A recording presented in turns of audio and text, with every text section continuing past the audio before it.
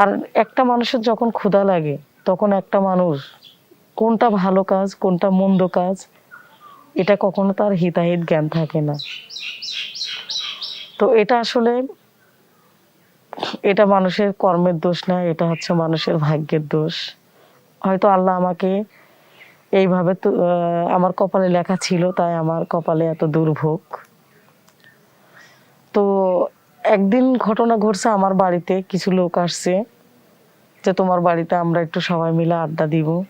তো আসছে, আমি সবাইকে বসতে দিয়েছি, সবার সাথে কথা বলতেছি। তখন বলে, যখন আমার ছোট বাচ্চাকে দেখেও বলে যে কিরে, তোর বাচ্চাটা যখন একটু বড় হবে আমাকে একদিনের জন্য হলেও দিস, তোকে অনেক পেমেন্ট দিব।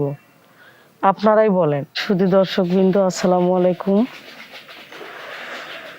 সুধী দর্শকবৃন্দ, আসসালামু আলাইকুম। নাম আমার খালেদা, বরিশাল পটুয়াখালী বাড়ি, আর আমার বাবার বাড়ি বরগুনা। সুধী দর্শকবৃন্দ, আমি আজ জীবনের কিছু কথা আপনাদের সাথে শেয়ার করতে চাই। কারণ আমরা সমাজে নারীরা অনেক অসহায়। যখন মাথার উপর কোনো ছায়া না থাকে তখন এই নারীদের মানে কিছুই করার থাকে না, তখন তারা দুনিয়াতে অন্ধকার দেখে।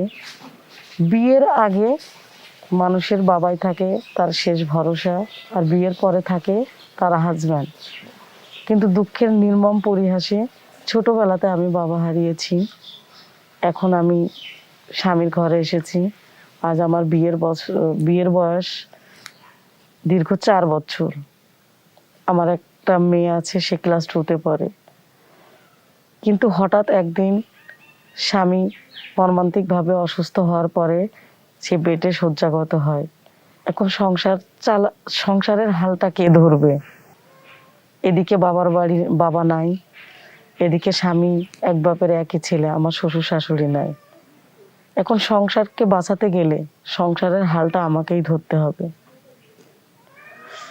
এখন অসুস্থ স্বামী, চিকিৎসার জন্য যে টাকা পয়সা, একটা সন্তানকে মানুষ করার জন্য যে টাকা পয়সা লাগে, আমি একটা নারী হয়ে কোথায় পাবো?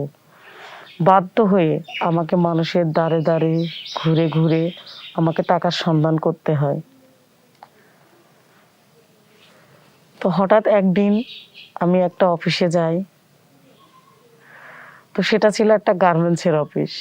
সেখানে আমি একটা জবে জয়েন করি। তো দুঃখের বিষয় কি, সেখানেও আমি বেশি দিন টিকতে পারলাম না। এই বস এখন বলে, তুমি আসো আমার সাথে গল্প করো, তুমি আমার সাথে 1 কাপ কফি চাও।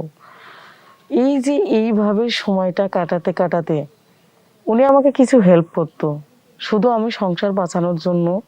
এই যে পরপুরুষের সাথে কথা বলা, যেটা আমাদের ইসলামে জায়েজ নাই, সেটাও আমাকে করতে হয়েছে। হঠাৎ একদিন দেখি উনি সবাইকে ছুটি দিয়ে দেয় আর আমাকে বলে যে তুমি থাকো, তোমার কি সমস্যা তুমি আমাকে সবকিছু বলো, আমি তোমাকে সবকিছু সলভ করে দেব। তখন উনি আমাকে কিছু টাকা দিয়ে বলে কি, আজ থেকে তোমার যখন যা লাগে তুমি আমাকে বলো। কিন্তু আমি সেখানে দেখতে পেয়েছি, আমি ভাবতাম যে না, ওনার সাথে ফ্রেন্ডলি চলতেছি, উনি হয়তো আমাকে স্নেহ করে তাই আমাকে দিয়ে হেল্প করে। কিন্তু সেখানেও দেখি তার দৃষ্টির মধ্যে একটা অন্যরকম দৃষ্টি, যেটা একটা নারীকে গ্রাস করে ফেলার মতো। আমি আস্তে আস্তে সেখানে সুযোগটা নিতে থাকি। একদিন বাধ্য হয়ে আমি সহ্য করতে না পেরে আমি গার্মেন্টস ছেড়ে পালাই। এরপরে আমি যাই গ্রামের এক মাতুব্বরের কাছে, ওনার বাড়িতে কাজ নিই। বেশ কয়েকদিন অনেক ভালো ছিল। শুধু এই কষ্টগুলো কেন করি জানেন? আমার স্বামী সন্তানকে বাঁচানোর জন্য। কারণ আমাদের তেমন কোনো সম্পদ নাই যে যেটার উপর ভিত্তি করে আমি তাদেরকে বাঁচাবো। এরপর থেকে আমার আস্তে আস্তে মানে এই টাকার জন্য বিভিন্ন লোকের সাথে আমার চলাফেরা করতে হয়। বিভিন্ন লোকের সাথে আমার বিভিন্ন কাজে বিভিন্ন জায়গায় চলাফেরা করার জন্য যে পারিশ্রমিকটা আসে তারা আমাকে দেয়। আর এর জন্য সমাজ আমাকে অনেক দৃষ্টিকটুভাবে আমার দিকে তাকায়। একদিন সমাজের চোখে আমার প্রশ্নবিদ্ধ হতে হলো যে তুমি যেগুলো করছো, এটা যদি তোমার এই ছোট মেয়েটা হয়, সেও তো তোমার মতো এমন খারাপ হয়ে যাবে। কিন্তু বিশ্বাস করেন, একটা মানুষ কখনো খারাপ হতে চায় না, সমাজ ব্যবস্থায় তাকে খারাপ করতে বাধ্য করে। তো যখন আমার স্বামী অসুস্থ শুয়ে থাকে, তার তো মানে ইনকাম করার কোনো ওয়ে নাই, বাচ্চাটা ছোট, এখন লোকজন আমার বাড়িতে যাতায়াত করে, আসে, কথা বলে, আমি সবার সাথে ফ্রিলি কথা বলি, মিশি, কারণ আমার তো মাথার উপরে কোনো ছায়া নাই। এখন খাইতে গেলে, চলতে গেলে, বাঁচতে গেলে টাকার প্রয়োজন। আর একটা মানুষের যখন ক্ষুধা লাগে, তখন একটা মানুষ কোনটা ভালো কাজ, কোনটা মন্দ কাজ, এটা কখনো তার হিতাহিত জ্ঞান থাকে না। তো এটা আসলে, এটা মানুষের কর্মের দোষ না, এটা হচ্ছে মানুষের ভাগ্যের দোষ। হয়তো আল্লাহ আমাকে এইভাবে তো আমার কপালে লেখা ছিল, তাই আমার কপালে এত দুর্ভোগ। তো একদিন ঘটনা ঘটছে, আমার বাড়িতে কিছু লোক আসছে যে তোমার বাড়িতে আমরা একটু সবাই মিলে আড্ডা দিব।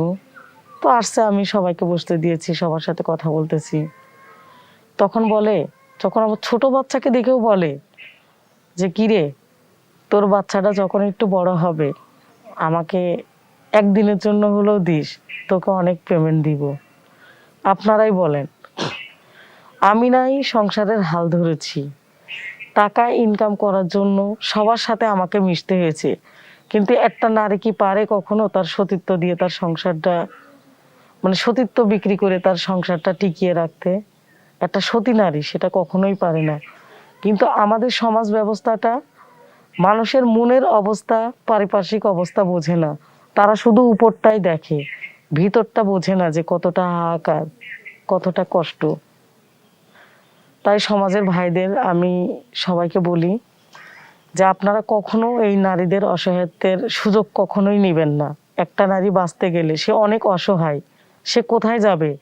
না আছে তার বাবা, আর যদি স্বামীটা অচল হয় সেই নারীর জীবনটাই বৃথা।